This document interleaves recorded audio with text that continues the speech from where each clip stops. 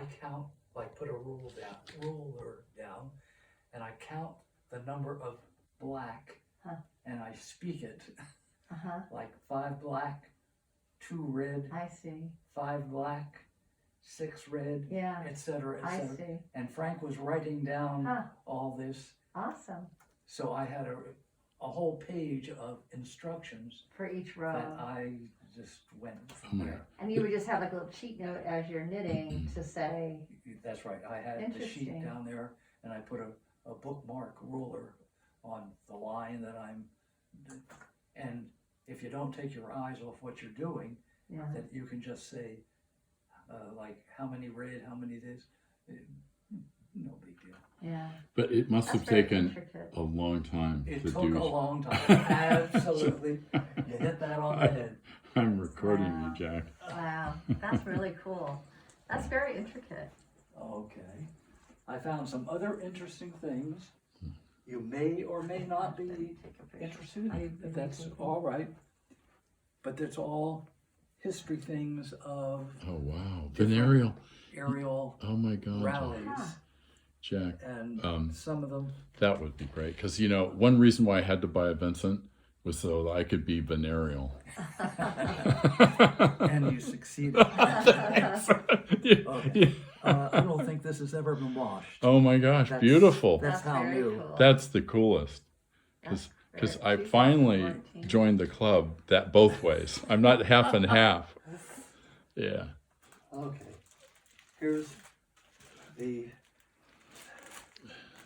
Oh my gosh, from 2013, the Ariel Club. Oh, that's Never neat. out of the package. Oh, yeah. That'd be cool to do some kind of display with all those. How would you do that? This is the one that is antique. It was the very first international we had. Really? That's a cool Of, picture. Oh, pull that up. That's a good picture. You don't have to take pictures. You I'm taking Take off. video. That's so cute. No, I'm taking video because Oh, you're not coming yeah. home with us today, but Oh, maybe oh. sometime you're going to. Anyway, Yeah, I was the one, I was a Vincent Club member then. of course. And when they had a meeting a year ahead of when it was planned on being, said, okay, who wants to organize it? You were the organizer, right? I was the only one that said, I'll do it. Uh-huh. And so I ran the 1980 Really? rally. Really? And it was, well, as a matter of fact, we ended up in the black. We didn't end Really? up in the red. Really? Everything went as smooth as glass. But you have to understand my own fears, which I don't like to get up in front of people and talk. So wow. now every afternoon on to evening, where we were all gathering at the campsite, I had to get up and have a little conversation and introduce this person and that person and thank that one and this one, and every damn day I had to give a speech. And if you don't think that was the hardest thing in the world, it was. How many days was that, Jack? How many days did you I have to believe do? it was, remembering now. Yeah, sure. I believe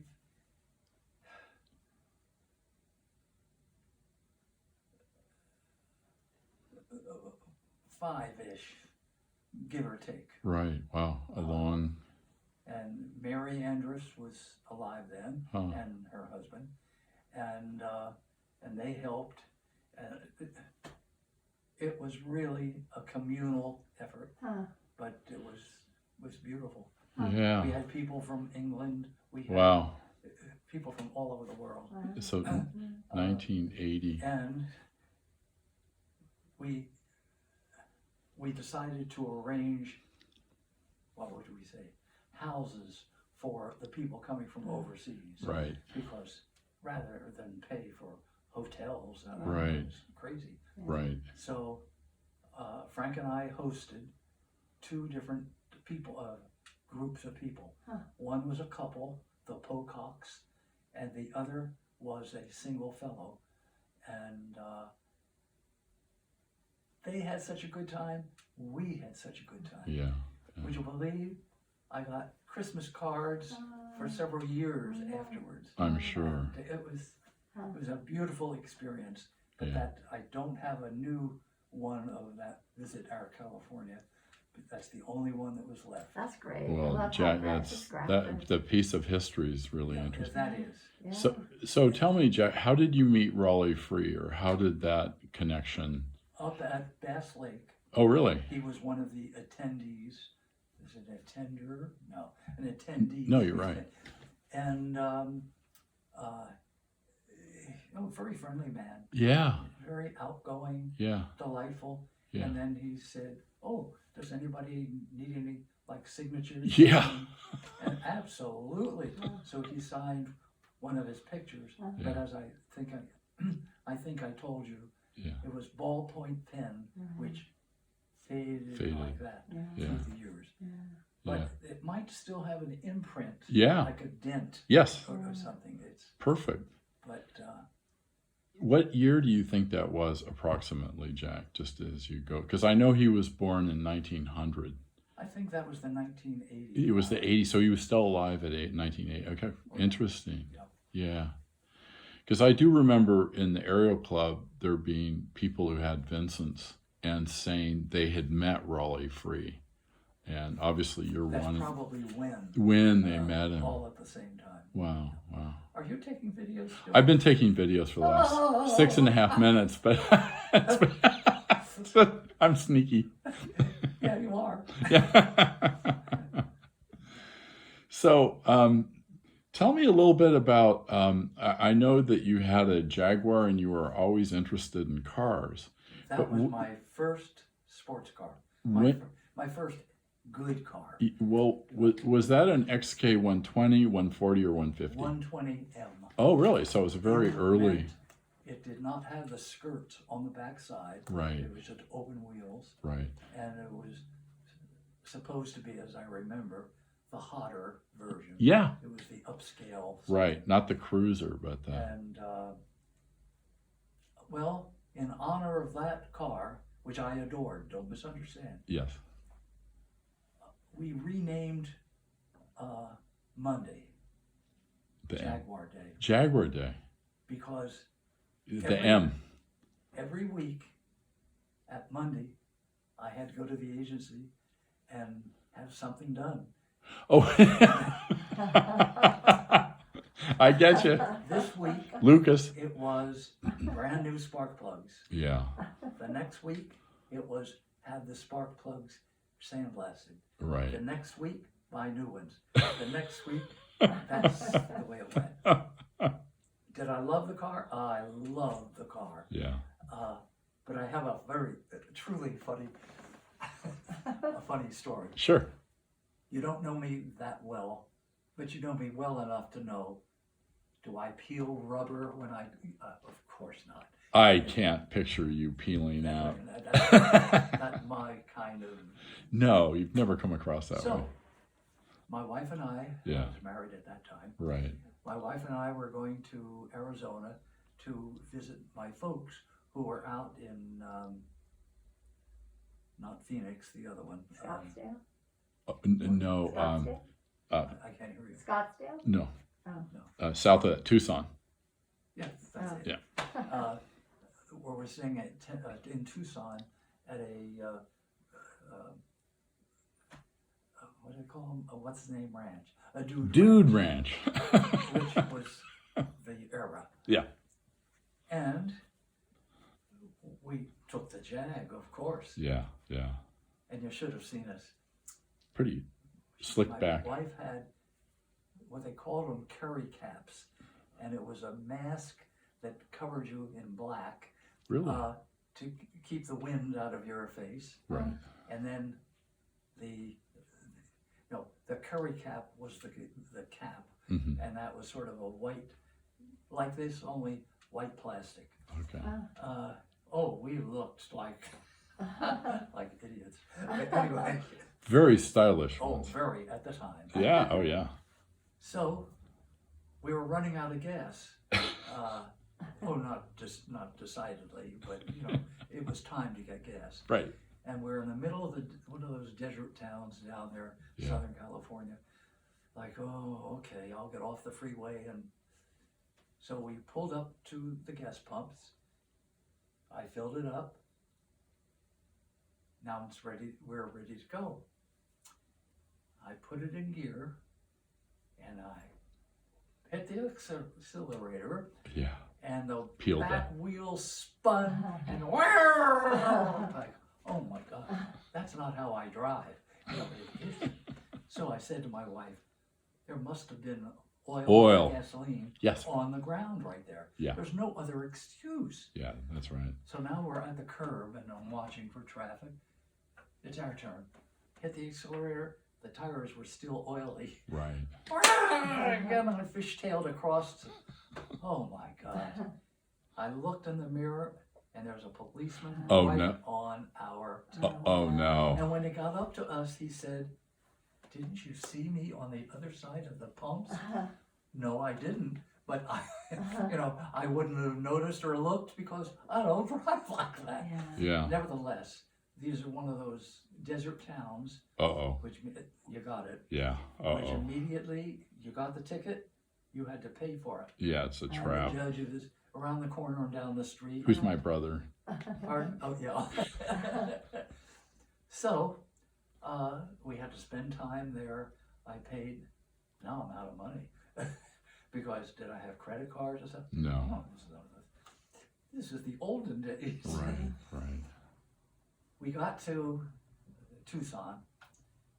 Everybody welcomed us. People I didn't know, of course. And it was their barbecue dinner. Steak dinner. Oh, boy. I want you to know, I was hungry in those days. Yeah. I could eat a lot, and did. So we all had our steak dinners.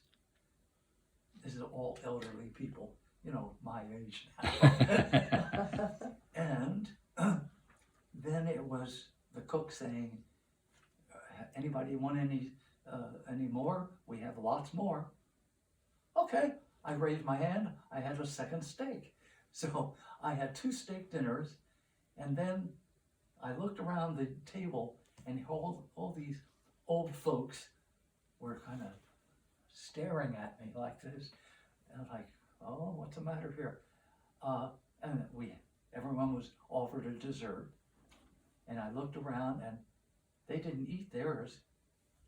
And one by one they said, here, would you like mine? Here, would you like mine? So I ate every dessert at the table. Oh, insane. Just absolutely insane. However, did I love that car? Yeah. I loved that car. Yeah. When it was finally time to dispose of it, because I couldn't stand this Jaguar. Monday. We took it into for a trade-in, and they said, oh, this is what's wrong with it. Oh, and they had been doing the service, Oh, yeah, we found that, what did they find? Oh, your cylinder head was worked. Was getting air, like cracked around. Right. So that's why the spark plugs were going fouling up every damn week. So, But by then, yeah. so the next Jag was that was the transaction. The next Jag was a convertible as opposed to the Roadster. So you had to roll down the windows. Wow. And I got that because after all, I'm married and we Roll down the windows. daughter, and so, but it's still convertible. So that's what we bought. So was that also a 120 or was that a 140 at that point? 140. Yeah, at that yeah. point. Okay. Yeah. So, And the agency is in Santa Monica with all these cars in a closed warehouse. I pick out that one. I get in, I drive home from Santa Monica to Topanga, where you turn, and I hit my turn indicator, and it fell off onto the floor. Oh, no. Like, what the hell's the matter Oh, with it? no. Needed a new one. yeah, this So Lucas. naturally, I called the JAG agency, and I said, I need a new turn indicator, because this one has, Yeah. It was made by Until- Lucas. the time that I sold the car, traded it in, they still hadn't gotten the part in. Jeez. Now, realizing that's not their fault, but it was Yeah. Jaguar's fault. And that's when one day, I think it was like 7 months after the purchase, this was wrong, that was wrong. My wife was looking through the Sunday paper and she said, "Oh, look at this." I said, "Well, what's that?" "This is losing value faster than we're paying for it every month." Yeah. Because I was paying time, of course. Yeah. And I said, "That's it. Yeah. That's." There was a place, a used car place in the valley, and it's called Wagon City. And we went down there with this Jag, looked gorgeous, oh gorgeous, and it was almost new. And I said, I want to trade it in on that. So I bought a 1 year older Chevy Nomad, the upscale wagon. Right. I traded even for this newer Jag. Get rid of it. That's all I could say. And I've never had another Jag. Right. Was When that first one your favorite car? What was your favorite car you've ever owned? What did you say? I said Alfa it? Romeo. Oh, the Alfa Romeo. Okay. What kind of Alpha? Roadsters, of course. Interesting. Yeah. I love the Alfas. Huh. Yeah. I bought them twice. Okay. The first one I loved in every way, but I decided, and then that sold along the way for one reason or another, and I think the reason was, again, electrical. It was the electrical, and I just realized and remembered on the way back from, interestingly enough, that was also from Tucson and anyway, we had to stop and have the battery charged 3 times Oh to no. get home Yeah. So the because generator wasn't it working. wasn't functioning. Right. And of course, in those towns out there in the desert, they don't have Lucas, Yeah. whatever. Right.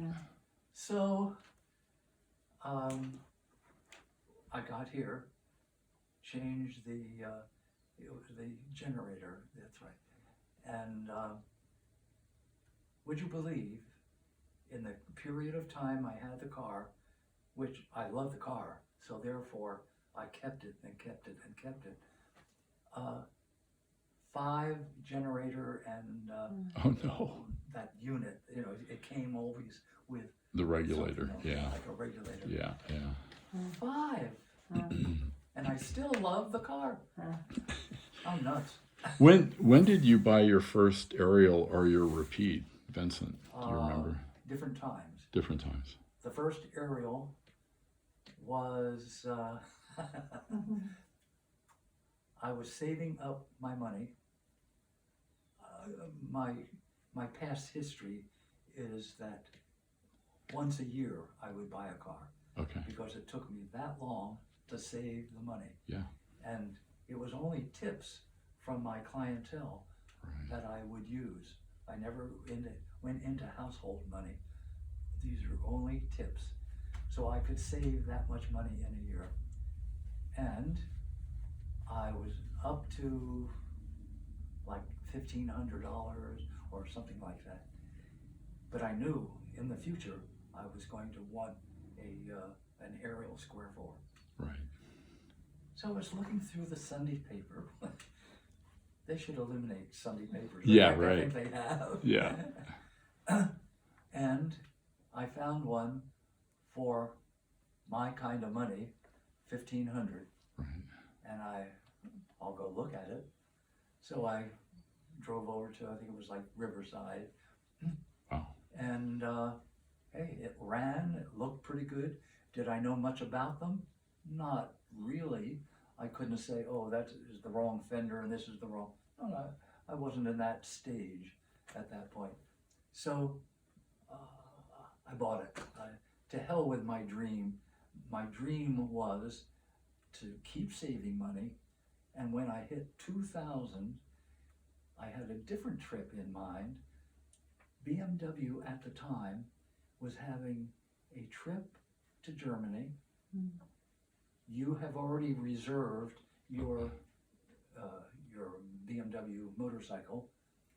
You would take a 10-day or so trip through the Alps on your own motorcycle, and then it will ship back. But it would only ship to Texas. I would have to have paid to have it transported from Texas to here. But that was my plan anyway. That's what I was going to do. And this trip sounded sensational. But I found the Ariel and I thought, oh, and I bought the Ariel. So I never took the trip. At that point in time, the BMW that I was going to buy, which was like the top cruiser, no, not a cruiser, but the standard, it was the same price to buy it here as it was to go to Germany for that trip. Right. And that's why I thought, hey, that's a good deal. Right. So, but I didn't do it. Right. Instead, I bought my Ariel. And So that would have been about 19...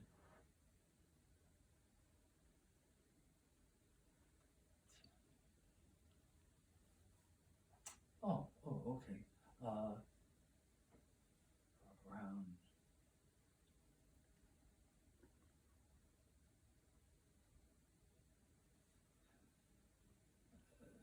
somewhere around 1956 or Oh. 55. oh, really? So fairly early, and it was a Mark II.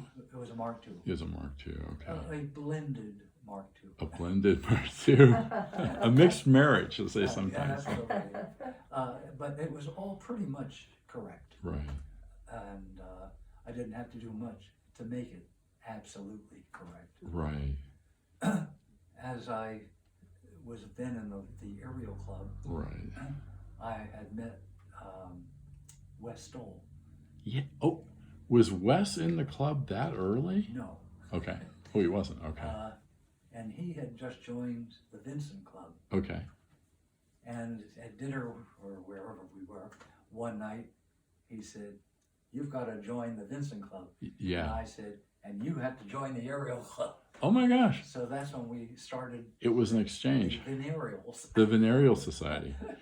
Well, tell me, so when did you pick up your Vincent repeat then?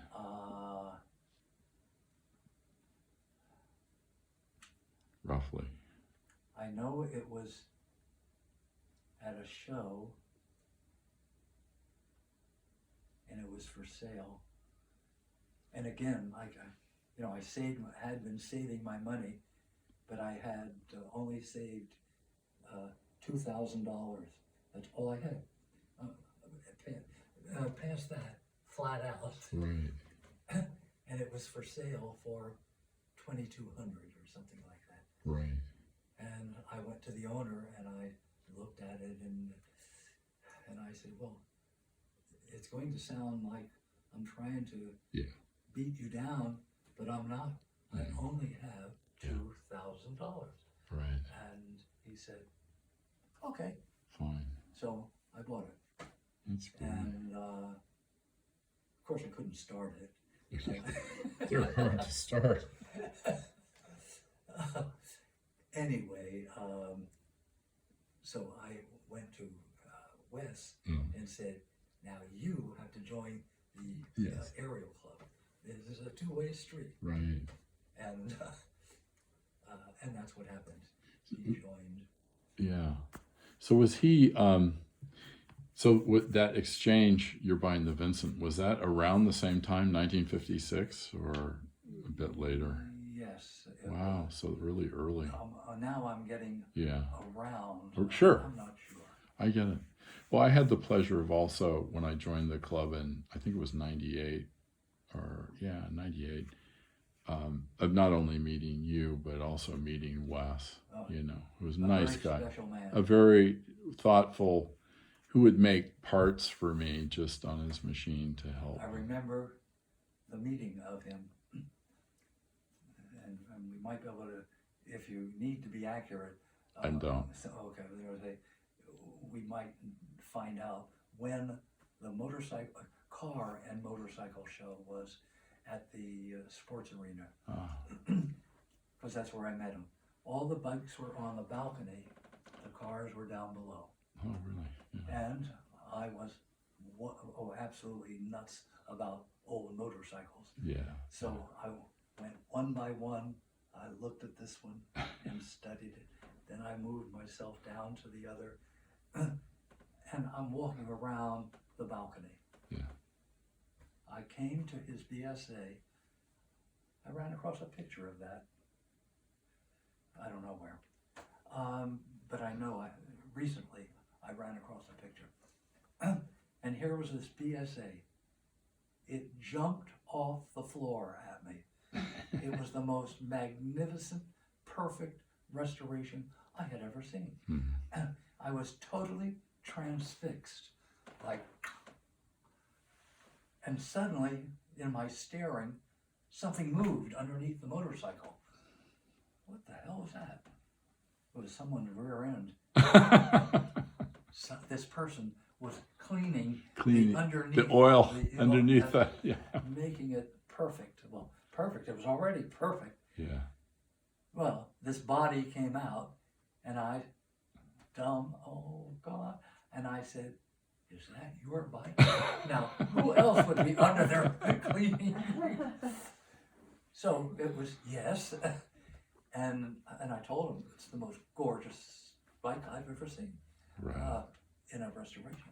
Right. So we chatted for a while, and then he said, "Are you going to, was it Hanford the next week?" I think so. Anyway, "Are you going to Hanford next week?" And I said, yes. It was going to be my first going to a classic and antique motorcycle show. And he said, "Well, why don't you, we're meeting at I think it's like an Elks home or something, and we're going to have dinner there. Why don't we meet on the steps of that building, whatever, and we'll have dinner together." Fabulous. So they sat across from me, and I sat across from them, and that's how we got acquainted. Wonderful. And may I say, acquainted, we were together so completely when it came to going to motorcycle events that when he was in the hospital one time, forgive me if I cry, Yeah. but one of Yolanda's relatives came into the hospital room, and they made introductions, like, "This is Jack," this and whatever. And she said, "Oh, this is Jack. I've just lost his name. Wes's friend, and he's just like a brother. Yeah. They're always together at every show." Yeah. Yeah. How wonderful. And that was a very touching thing to say. Yeah. I thought. Well, he was a very special man. You're absolutely right. Extremely. Yeah. Extremely. Yeah. Anyway, what Yeah. else do you want to know? Jack is just It'll great. all be lies. No, yeah, hardly. What a treat. So, let's see. Just thinking of some other people in the club too. Chuck Walton, Oh, yeah. who I know passed away not too long ago. He did the repairs, the refurbishing of every single one of my Ariels. Really, yeah. He Yeah, was a he great He mechanic. was the one to go to. Right. So good. Yeah. So, and a very special person. Yeah. And I remember the first time I ever went over to Chuck, I didn't know him, he didn't know me, that's Sure. true. he had something like an instruction book or something like, and he offered to loan it to me. I said, oh, that would be great, because I didn't have that information. And he opened up one of the cabinets in the garage, and here's a sheet. And he picked up the pen, and he wrote Jack Charney, and what it was. What you're being borrowing, lending. and the date. Yeah, good for him. I want you to know, I was offended. Oh, okay. I really was. Yeah. What? I've never, ever welched on any kind of never. I wouldn't do that. And, okay. So naturally, when I was through, I took it back. Of course. And I said, and now cross it off. It's returned. It was so indelible inside. Like, oh, God. Would you Yeah. believe? Yeah. Time went by, Uh-huh. and it was somebody came over here and wanted to borrow a book of this or that. I said, just a moment. And I wrote it down. People are notorious for not returning books. Christy and I were just talking about This that. morning. Yeah, this morning we were talking about that. Like, So, never lend out books. so don't You lend never out get them books. back. We have a book of, it's like famous murderers or murder cases or something. Yeah, I think there were 12 books. yeah, And some company came over, and the boyfriend of the woman that we knew was looking like, oh boy, can I borrow this one? yeah. Sure. Oh, yeah. Yeah, It's gone. yeah. And here's a set of 12 Oh, or no. 13 or however many. It no longer has number 1 or Yeah. whatever it was. Yeah.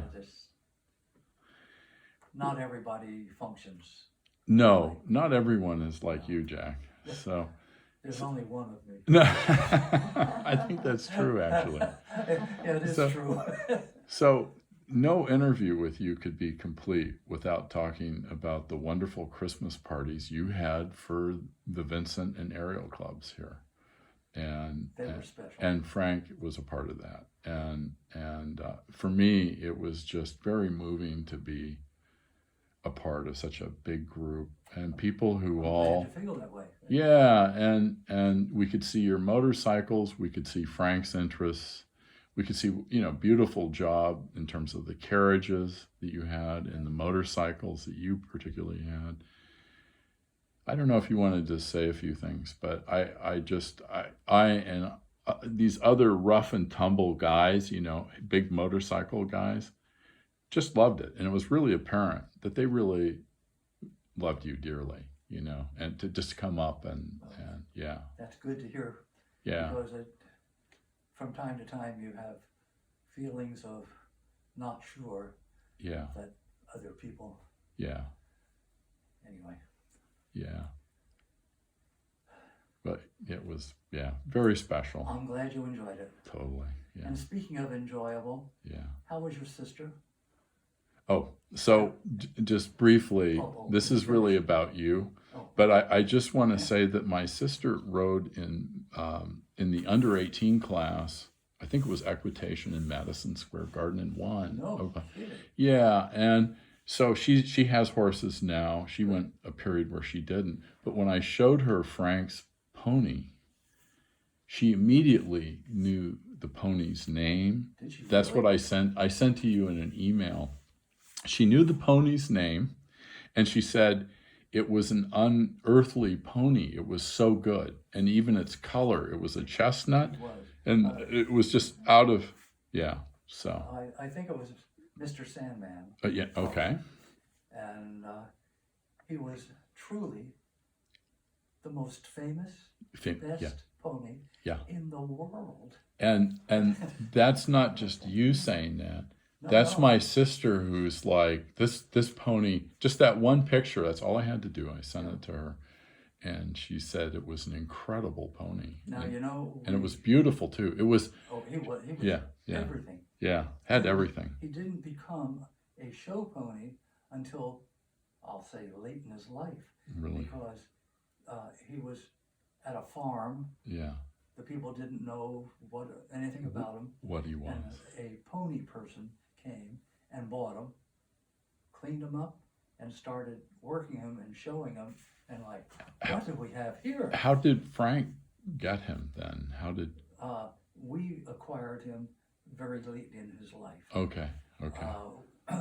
We knew we were now at the point of we wanted a breeding pony. Right. We wanted mares. We already had picked out 4 top mares, Right. and we wanted him as our stud. Right. So we were at the horse show in it's in Canada. Huh.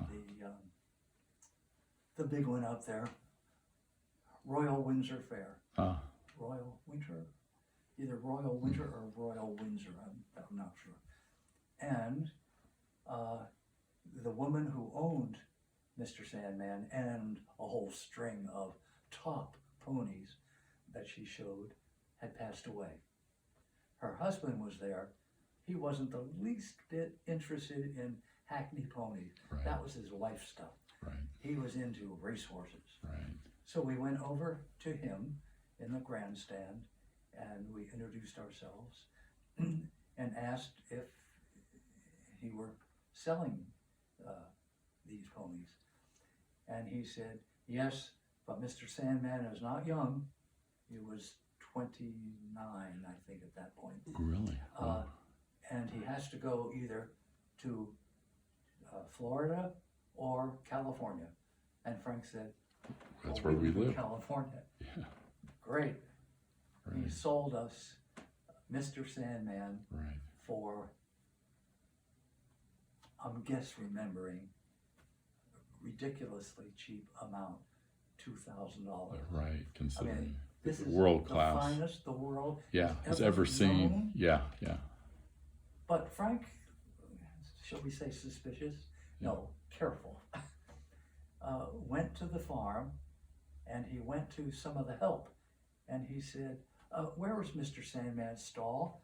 And he was directed down to wherever.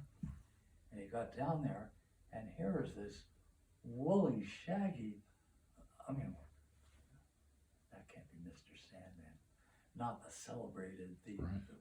the best in the world. Right. So he chose someone else and said, where's Mr. Sandman's stall? And right down here. They took him to the same stall. Oh, that must be Mr. Sandman. He grew hair like it was wintertime, of course. Really? Yeah. Unbelievable. Okay, so now he is shipped to our house. Yeah. Yeah. And let's see. Yeah. Naturally, what do you want to do? We didn't have fencing like we have now. We have metal fencing, and then it was redwood planks that we have to turn him loose and see how he trots. You know, we turned him loose. Where'd he go? Straight up on the mountain. Like, oh my God, how are we ever going to get him down? There's no way Frank or I could climb up. So we waited and we Got put hungry. out grain in a bucket and all craziness. He finally came down off the mountain. Oh God, Yeah. craziness. Yeah. And the same kind of thing happened we went to an auction and bought one of his babies, one of his gets. Right. And it was, it was so cheap. Yeah. It was like $200 or something. It'd be like, what the hell? Yeah. But let's buy her for her bloodlines. She was rail thin. Every rib showed, worms coming out of her rear end. I mean, she was rock bottom. Anyway, we put her in a stall and wouldn't let her out, and fed her and fed her and fed her. Wouldn't let her out until she gained weight. Then when she looked more like a hackney pony, it was, okay, let's see what we're gonna do. She could be absolutely a dud, or she could be fabulous. You know? We'll never know. We opened up the door, she went out, she trotted around that ring, took your breath away. Really? Absolutely took your breath away. She was so talented. Okay, we also bought her mother. And we never had another good pony out of the mother. And that was a mother and Sandman crossing. Right. Never another. Really? This pony's name was Liza. Huh. And, well, she was exceptional. Yeah. As a 2-year-old, which is the first time you show them, we had sent her to a trainer in the East. And she won all the way up to the final judgment, which was a, what should we say, a confirmation judge. And the reigning champion was showing against her. And they were like, as they went up the scales. And finally, the judge gave it to whatever her name was, I don't remember. And the owner came to us and said, no way, I should not have won. Eliza was the most fabulous thing I've seen. Wow. So we had high hopes for her, but in a trailer accident between the trainer and whatever show he was going to, she either was we'll never know, either attacked by the stud that was in the next stall, or she fell over on her own accord, but she was never quite perfect again. Perfect in her motion. Right. But we showed her for about 4 years, I think, and she won literally everything. Well, we never showed Mr. Sandman again because he was too old. Right. And we bred him with a lot of outside mares as well as our own. And she had, or we had, several other good ponies. But the pony that was our best, I have a picture for her. Sure. Ouch. 1 second.